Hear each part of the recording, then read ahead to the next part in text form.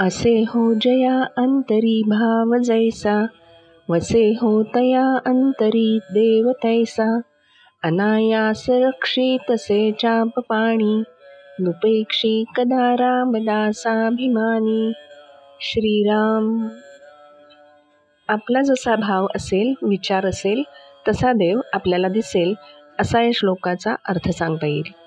आपल्या प्रत्येकाच्या मनात देवाबद्दल कमी जास्त भाव असेलही, पण आपण जशी जमेल तशी मनापासून त्याची भक्ती करतो. घरी गणपती बसवला की धांदल असते.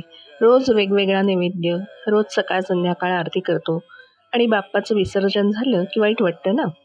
आपल्याला आवडतो ना गणपती पाहुणा म्हणून आलेला. एक गोष्ट ऐक हं. फार वर्षापूर्वीची गोष्ट आहे. द्वारावती नावाचं एक राज्य असतं. त्या राज्याचा राजा अतिशय श्रद्धाळू होता. त्याच्या मनात एकदा आलं की आपल्या गावाच्या शंकराच्या मंदिराचा गाभारा दुधाने भरावा. त्याने त्या गावात दवंडी पेटवली.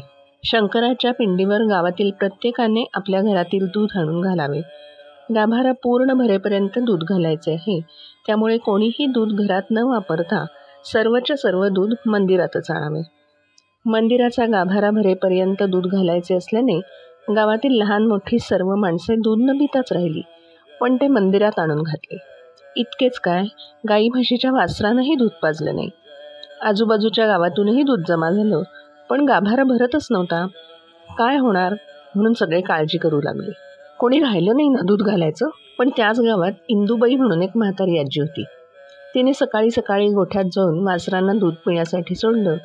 मग स्वतःने घरच्यांसाठी कासंडी भरून दूध काढलं. चुलीवर छान गरम केलं.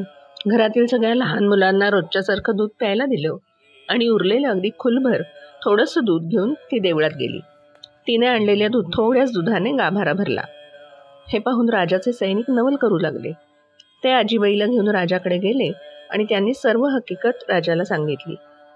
मोठे मोठे हंडे कळशा भरून दुधाने गाभारा भरला नाही आणि आजीच्या खुलभर दुधाने तो भरलाच कसा? राजाने आजीबाईला विचारले. असं कसं झालं? तू काय केलंस ते सांग. आता आजी राजाला म्हणाली, अरे बाबा राजा, मी दूध काढलं.